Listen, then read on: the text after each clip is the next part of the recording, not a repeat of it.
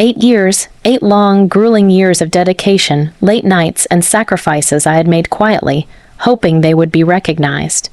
I had given everything to this company, my loyalty, my ideas, my energy. Every promotion I had earned, every project I had nurtured from a fragile concept into success, I had done with pride and relentless determination. I believed my hard work mattered. I believed my position was secure. I believed in fairness. I was wrong. It started with a seemingly routine meeting. My boss had called me into his office, a small, sterile room where I had spent countless hours pitching ideas and negotiating contracts. The look on his face was unfamiliar, serious in a way that immediately set my nerves on edge. He gestured toward the chair opposite his desk, and I sat, heart pounding. "I have something to tell you," he began, carefully choosing his words. "We've decided to make a change in your department." I smiled nervously, thinking perhaps I had misheard.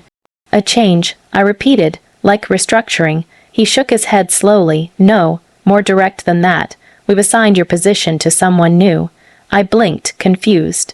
"My position." My voice was small, uncertain. "Yes," he said, avoiding my gaze.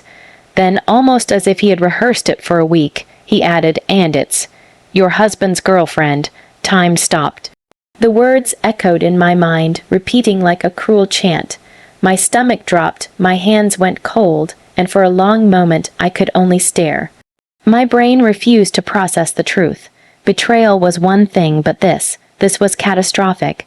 8 years of work, loyalty, sleepless nights, all replaced by the person who had smiled behind my back while secretly undermining my life. The fury and humiliation collided inside me, overwhelming and suffocating. I could hear my own heartbeat in my ears, each pulse a reminder that my entire world had shifted in an instant. I left the office without a word, my body moving on autopilot. The hallway stretched endlessly, fluorescent lights flickering like mocking eyes. My mind was a storm of disbelief, rage, and sorrow. How could he do this? How could my husband betray me in the most intimate way, and my boss betray me in the most professional? I felt like I was collapsing inward, the floor crumbling beneath me, but underneath the shock, a quiet, dangerous spark ignited. I refused to be broken. I refused to be humiliated without response. Anger sharpened my mind. I realized then that this was more than betrayal. It was a challenge, and I would answer it. I would survive, and when the time came, I would ensure that those who had taken from me would regret it. Revenge, I knew, would be a long game, but I would play it with patience, precision, and a strength they had never anticipated. My life had been shattered, but from these cracks, a new version of me was already forming, stronger, sharper, and unstoppable. The days that followed blurred into a hollow routine. I woke up dressed neatly and smiled when required, but inside, something had cracked beyond repair. The world moved as if nothing had happened, while I carried the weight of a double betrayal that pressed against my chest with every breath. At work, I watched her take my place, my desk, my chair, my responsibilities. She sat there confidently, flipping through files I had created, answering emails I had once mastered. Her laughter echoed across the office, light and careless, as if she had earned her position rather than stolen it. Every time our eyes met, she smiled politely, sweet, fake, victorious. No one spoke openly about it, but I felt the whispers. Pity mixed with curiosity followed me through the hallways. Some colleagues avoided eye contact. Others looked at me with sympathy they didn't dare voice. 8 years of respect reduced to silence. I swallowed the humiliation and kept my head high. I would not give them the satisfaction of seeing me fall apart. At home, the betrayal cut deeper. My husband moved through the house like nothing had changed. He spoke casually, laughed easily, unaware, or perhaps uncaring, of the devastation he had caused. When her name slipped into conversation, my hands clenched, nails digging into my palms. The woman who had taken my job had also taken my marriage, and somehow, I was expected to endure both with grace. I didn't scream, I didn't cry in front of them, I observed. Late at night, when the house was silent, I began to document everything. Emails, timelines, conversations, details others overlooked but I never missed. I studied her work patterns, her shortcuts, her overconfidence. She lacked patience, rushed decisions, and assumed charm could replace competence. It was arrogance disguised as confidence, and it would be her downfall. I also began to see my husband clearly for the first time.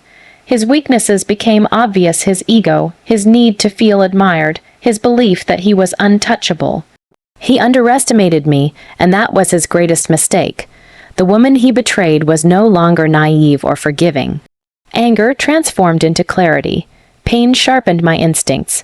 I stopped mourning what I had lost and started focusing on what I would reclaim.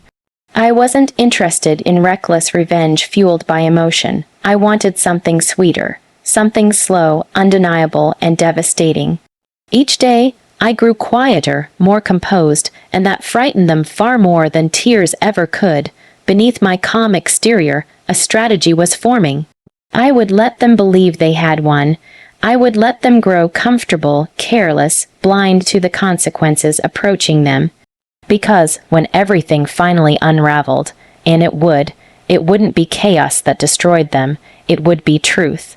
And truth, when revealed at the right moment, cuts deeper than any blade.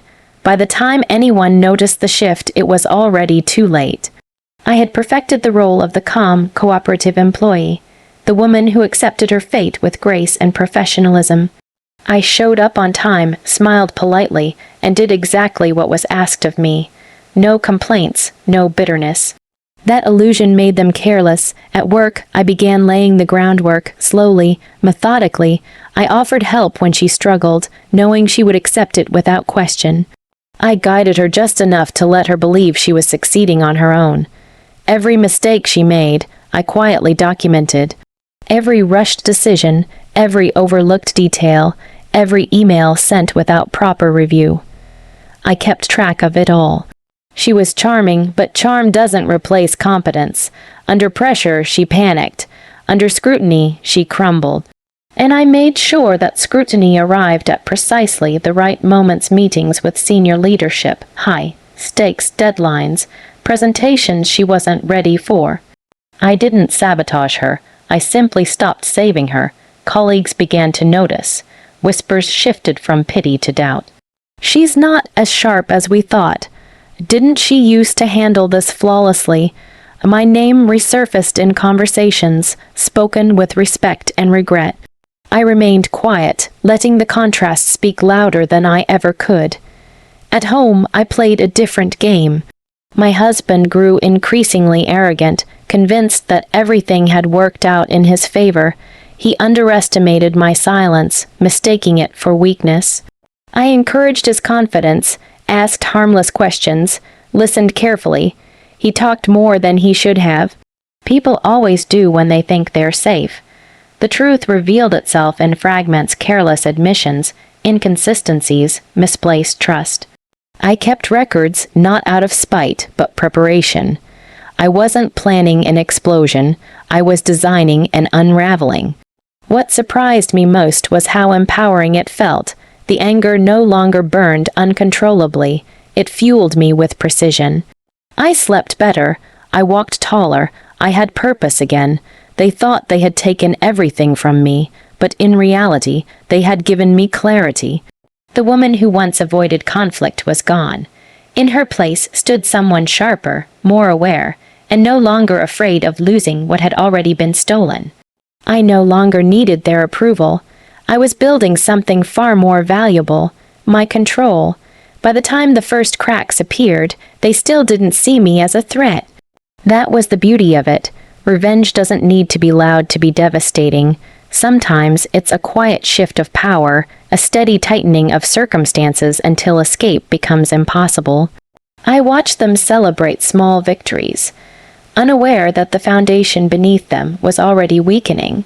And as I observed from the shadows, one truth became undeniable: they hadn't replaced me.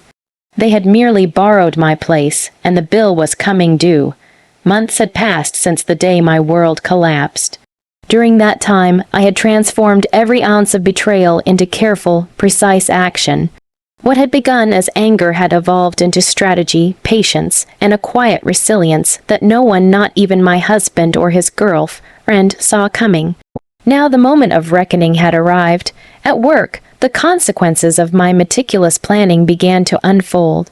My replacement, confident and smug when she first stepped into my shoes, began to falter. Small mistakes turned into glaring failures, and her overconfidence blinded her to the reality I had carefully constructed around her. Colleagues who once had admired her naivety now whispered about her incompetence. Projects she mishandled reflected poorly not just on her, but on my husband's judgment and the decisions he had quietly influenced. I stayed calm, professional, and seemingly unaffected, letting every error speak louder than my words ever could. Watching her struggle, a part of me felt a bitter satisfaction, the sweetness of justice mingling with the pain I had endured. At home, the tension between my husband and his girlfriend began to crack under the weight of their lies. I had set subtle traps, carefully exposing inconsistencies and hidden truths that no one could ignore. Their once confident smiles faltered, replaced by suspicion and paranoia. My husband, who had once believed himself untouchable, now stumbled in fear as his betrayal was slowly revealed. And me, I remained the calm eye in their storm, untouchable, untarnished. I did not need to shout or confront. I let the truth rise on its own, sharp and undeniable. What I had learned over these months was more than how to exact revenge. It was about reclaiming my power, my dignity, and my life. I realized that the most devastating strikes often came not from fury, but from patience, composure, and precision. I no longer saw myself as the betrayed woman who had lost everything. I was the architect of their unraveling, a force they had underestimated. By the time the final pieces fell into place, the damage was undeniable. My replacement had been exposed publicly, her failures documented and evident to everyone who mattered. My husband faced the consequences of his choices, not just in my quiet triumph, but in the judgment of those who had witnessed his betrayal. I walked through the aftermath with a sense of serenity I hadn't felt in years. The weight of betrayal no longer pressed on me. Instead, I carried the satisfaction of justice fulfilled and the confidence of someone who had survived unimaginable pain. I had been broken, humiliated, and discarded, but I had emerged stronger, sharper, and unshakable. Revenge had been sweet, yes, but liberation had been sweeter. I did not need their apologies, their regret, or their acknowledgement. I had risen above their deceit, leaving them to confront the consequences of their own choices. As I looked toward the future, I felt an unfamiliar lightness, a freedom born from reclaiming what was mine. Not just my career or my life, but my strength and my self-respect. Betrayal had forged me, but it had also freed me, and in that freedom, I realized something profound. The most powerful revenge is not destruction. It is rising above, unbroken, and unstoppable.